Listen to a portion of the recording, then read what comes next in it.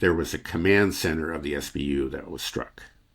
And then there was a missile design and production company, and it was struck. And at least according to one report, this had been struck in the past, but this time they struck the headquarters, at least according to one report that I saw. And then some Patriot system was also struck in Kiev. These were all in Kiev or right outside of Kiev. So, I was looking at that. That might be a legitimate retaliation because we talked about decision-making centers. So, if they got this intelligence command center and the headquarters of this missile institute, I think, you could sort of it's not a very, let's say, intense retaliation or a very obvious one, but it does seem to have it does appear to be an actual retaliation.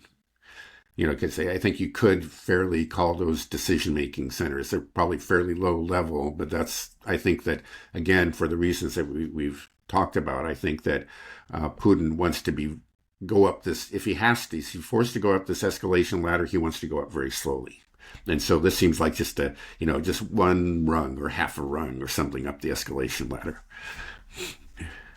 It's just, it's amazing looking at comparing these two attacks, what the US and Ukraine put together, nothing happens. And this has happened again and again and again. Every time they do these attack and storm shadow volleys, largely ineffective. Occasionally they get lucky and, may kill a few people from a missile that gets knocked off course or something like this. But then you see Russia's retaliation, and with the U.S., the air defense systems, everything are concentrated in Kiev. They're able to they're able to destroy an air defense system, a Patriot system that costs over $1 billion. They're able to hit a command center that should be very well protected and hidden. And they did this quickly after retaliation. It's like, okay, you hit us. It didn't work. You guys, it failed your attack, but we told you can't do this, so now we have to retaliate. And then their attack is just so effective. Just comparing these two attacks side by side, it's unbelievable that we are continuing to try to do this. To me, it just looks so pathetic from the U.S. point of view. And I think a lot of people around the world have to be seeing that and being like, man, this is making the U.S. look really weak and really incompetent. Uh-huh. I think it's probably fair to say, or it needs to be said, that at least one of the missiles appears to have been brought down by Ukrainian air defense. And the Russians fired Iskander missiles, which are a cruise missile, if I'm remembering correctly. And then, I hope I'm right about it. I'm not sure, actually. I should double check on that. but then Kinjal, those are the hypersonics. Okay. Now, the Kinjals are just basically impossible or very, very difficult. I think they actually had some kind of, I saw the statistic recently, is that if they fired something like 20 or, it was a large number, a dozen or something, missiles against one Kinjal, they had a 25% chance of bringing it down. But just like to fire 25 Patriot missiles, we're talking about $100 million to have a 25% chance of taking it down. The Kinjal, it should be remembered, when it approaches its target, actually goes to drops below hypersonic speed. It's still going very fast. I think it's just a little bit below hypersonic speed. It's not like the Oreshnik that actually strikes at well above hypersonic speed. So there's a small chance you might get it. Now, the Ukrainians didn't even claim that they had taken down any of the Kinjals. I don't know how many were fired. They claimed that they actually intercepted all of the Iskanders. But clearly it's not true. I mean, there's video footage out there of all kinds of explosions. And they may have gotten one, they may have gotten two. But again, as you pointed out, Kiev is actually their best defended. It's like the only place where they have any sort of considerable air defense. And I think that's why the Russians chose to use the Kinjal, because they knew that they needed their top of the line stuff to be sure that they would get through. Right. It's and we have to point out that where Ukraine has been attacking is just into very remote regions. They've done some into Kursk, some Yeah, into Rostov on yeah, well, Don, Rostov. right, It's like, and Russia has a huge airspace to cover, so they're yeah, doing much better. It's not like they're firing into Moscow where yeah, it's got to right. be They got super. exactly. They're looking for some kind of weakness somewhere and trying to exploit it, and yet they fail to do so. And we're talking about a vast territory. You're right, Right. and still they can't do it. Right. It's Um, it's it's impressive. And you told me that the basically what the Russians do is they develop what they call a profile of a weapon. It takes them maybe about 2 weeks usually to build a profile for a weapon and essentially neutralize it. I'm just wondering, why do you think there has been no really ability on the U.S. side to build profiles against U.S. Against Russian weapons? Like the Iskander is sounds like it's something that is maybe comparable to an ATACMS. It's a cruise missile, right? It's not. well, the ATACMS is not a cruise missile; it's a Oh, ballistic missile. Yeah, okay. and the So Storm is there Shadow something is a comparable? cruise. The Storm Shadow is a cruise missile. Okay, so maybe Yeah, the Storm Shadow and the Iskander are kind of right. comparable. I'm not a military guy. I don't know, but Yeah, actually, uh, I'm not quite. Yeah, I have to double check on whether the Iskander is a ballistic or cruise. Right now, it slips my mind. It could be ballistic, actually, but yeah, it doesn't really matter. It's sort of, it's. I think it is comparable either to the ATACMS or to the Storm Shadow, and the Russians have shown the ability to neutralize both of those. So yeah, the question is why can't the Americans do the same? And that's it. Just apparently the Russians have a huge lead in air defense, and this goes way back to the Soviet times. I think it was like way back in the 80s, 70s, I think 70s, maybe even earlier, that the Russians looked at the growing air power of NATO and really which is really the U.S. and they felt like they couldn't really counter it directly, that they just didn't have the resources to develop an air force that was the equal of what the Americans were putting together. So they decided to invest heavily in air defense. And so going way back then, that's, like over time, the S-200, the S-300. The S-300, that was developed during the Soviet years, but it's still actually a very effective air defense system. There's still plenty out there. And that's what the Ukrainians started the war with. They had their S-300 systems. The whole country was pretty much covered. And so that was one reason that um, they did well initially.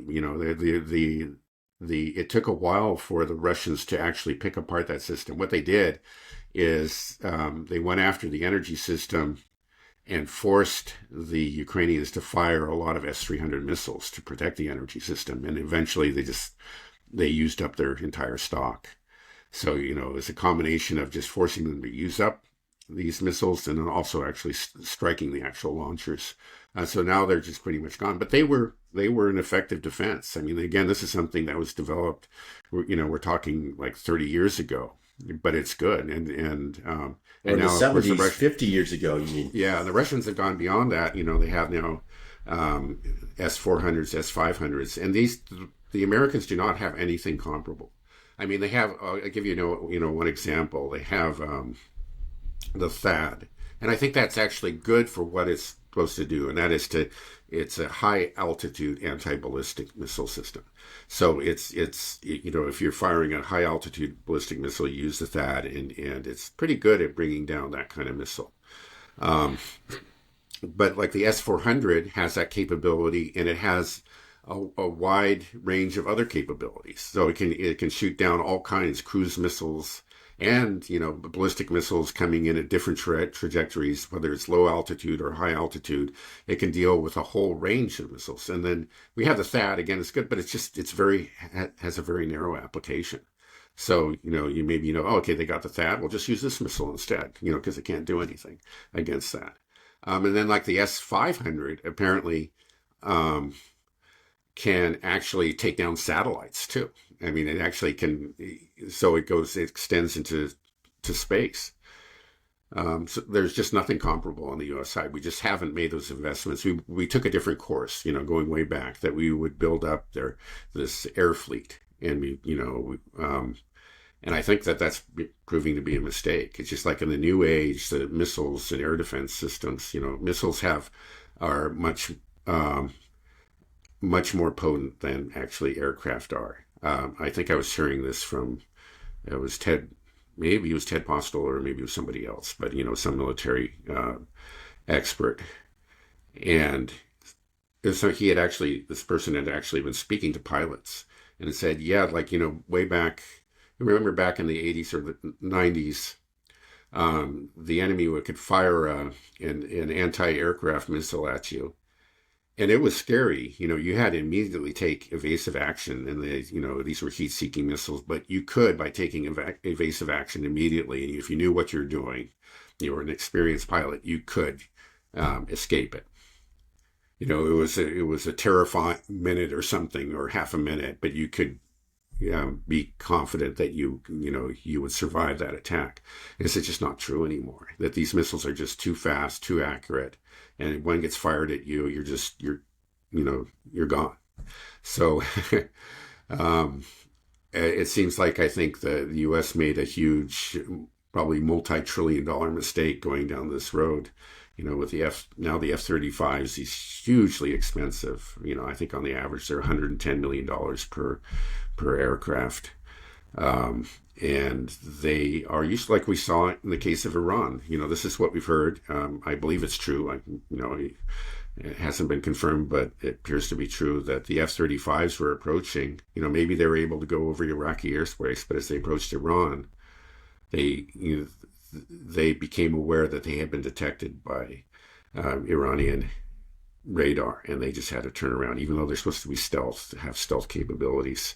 That they still couldn't fool the air defense system that Iran has, which is at least in part Russian. I mean, we don't want to give the Iranians short shrift. I think clearly they've shown some remarkable technological capabilities, but they also are drawing on Russian experience and Russian equipment. Yeah, it seems like what you're saying is essentially that the Air Force is kind of going the way of the Navy, at least the traditional Air Force in terms of using aircraft. Right now, the Navy, we pour a lot of money into these aircraft carriers, but they're really obsolete in this day and age, but we keep I on think so. pouring Right. a lot of money. Yeah. But yeah, we know that these hypersonic missiles can just take them down and nothing can stop them. They're sitting ducks. But you're kind of saying it's the same thing actually with our Air Force. If you're going up against a country that has Russian level air defense, then they're pretty worthless, right? Yeah. Right. They're great. You can see like the Israelis just have been bombing Lebanon and Gaza mercilessly, and they're doing that with aircraft because there's no air defense to speak of in those countries. So they're just completely vulnerable, and they can just go fly over these places and drop their 2,000-pound bombs and take out entire city blocks, and that's what they do. But against a peer or near peer adversary, they're just not worth very much. I mean, you can see even with the Russians are still careful. I think it's just for this reason. I think they very rarely fly directly over Ukrainian airspace. I think in some places they now can because they've so degraded the air defense system of the Ukrainians. But in general, they're using those aircraft as launch platforms for the guided bombs. They can drop those 10, 20 kilometers away and hit a target on the front line. And then also to fire missiles. There are various missiles that are air launched. So in these strikes, some are sea launched, some are ground launched, and some are air launched. And I guess the air launched missiles have the advantage of high speed at the moment of launch. So they're launched at Mach 3 or Mach 5 or something like that, and so they come in even quicker than the other ones. So they do serve a purpose, but even the Russians, in spite of the greatly degraded air defense, in general they don't fly over Ukraine. Because you just understand that even if they don't have very much, it just takes one missile, and these missiles just are now, again, they're fast enough and accurate enough that they really can take down any aircraft. Right. And then that's why we never hear anything about the F-16s. It's just because they'll get shot down if they try to do anything, right? Right. The idea was that they were going to be used back in like in Western Ukraine, as air defense. You would, so they would go up, they would stay a long ways from the front line, but if, let's say, there are incoming missiles, they could be used to fire some air defense missiles. And there's some claims that I think, like in the most recent, the massive strike, the Ukrainians claim that their F-16s took down a whole bunch of it, but there's no evidence. And in fact, it seems like the West didn't even bother to report it. Nobody really believes it. They just don't. They seem to be completely out of the picture. And again, it's just another one of these things. It's just sort of silly. Every time there's this huge, um, there are these cries, give them F-16s, or take the restrictions off the ATACMS. And before that, it was just give them ATACMS. And it was just, there was this certainty that that this would actually be the game changer. This would turn the tide. And it never happens. It's just, you would think it would start to penetrate the skulls of these people, but they just go to the next wonder weapon. Right. That I Yeah. always ask that question, like, why are we doing this? Why do they keep on trying? And especially after these attack strikes and everything gets shot down, are they clearly they understand what's happening, right? That Russia has very Yeah. formidable air defense and it's far superior to what we Yeah. have. Right. And they And I but think, it, yeah, right. are I they think acting that, surprised? Like, oh, what? It didn't work. well, they And don't what? even talk about it. That's the thing. It just doesn't get reported. And, yeah, I have no doubt that the Pentagon is looking at this and saying, "Damn," and I think that's one of the main reasons they were against this in the first place. They just knew it wasn't going to be effective, but the politicians just don't listen to them. The politicians are just so high on Western hegemony that they just can't believe it, and It must be a pretty damn good high if they've been high for it this must be long. right, You know. right.